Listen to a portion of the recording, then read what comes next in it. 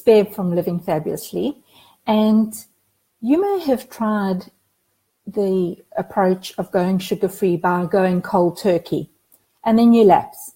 So what I wanted to talk to you about today is that while I'm a proponent of whole foods and clean eating, I completely understand that there are people who their starting point is further back in their health or wellness journey. So today I want to just share 3 easy swaps that you can use to start your journey to go sugar-free. And the first one is sugar in hot beverages, the second one is chocolate bars, and the third one is baked goods. So in the first one with sugar in hot beverages, is the one that I would recommend, the easiest one, is something called stevia, or stevia, some people pronounce it. And it's from a plant, and I would recommend that you only use the green leaf stevia, and an organic version. And the reason for that is a lot of the stevia or stevia that is sold in supermarkets has aspartame in it. And if you've ever been on, other aspartame sweeteners like NutraSweet or Equal, they are additives, and they are actually what they call excitotoxins. They are incredibly dangerous for some people, but they actually are damaging as an additive. So you'd want to probably buy your stevia from a health shop. So the second one is to look at chocolate bars. And I did some research, and it's amazing how many people crave chocolate. And we spoke about what actually else might be going on when you're craving chocolate, because often it becomes a comforter or it's a substitute for not dealing with something difficult.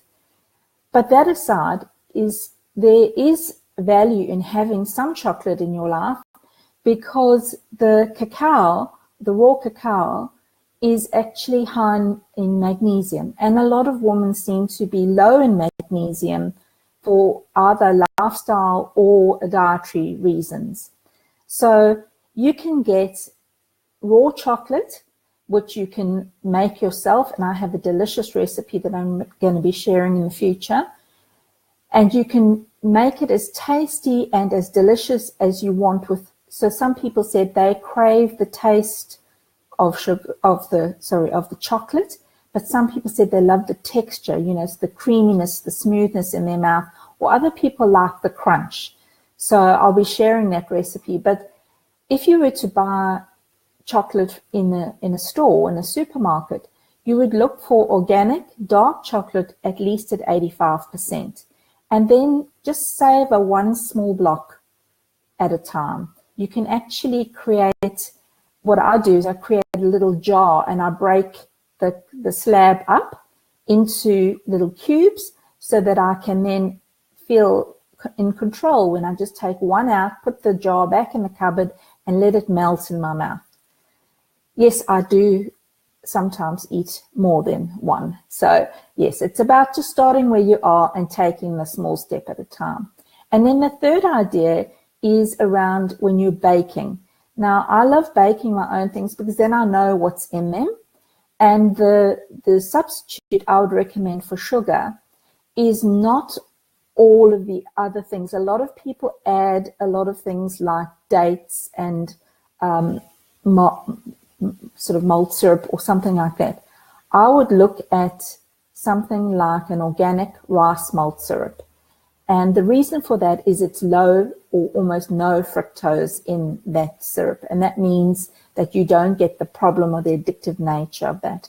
So obviously baked goods and chocolates are only a treat you'd have every now and again.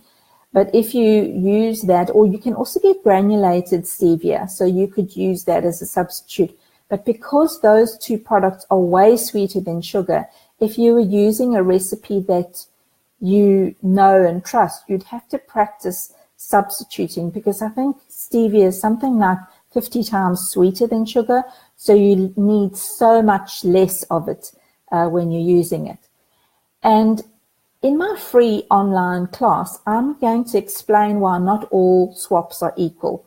Plus, I'm going to get you more tips and more strategies for living the sweet life sugar-free. So join me and let's live the fab life together. Bye for now.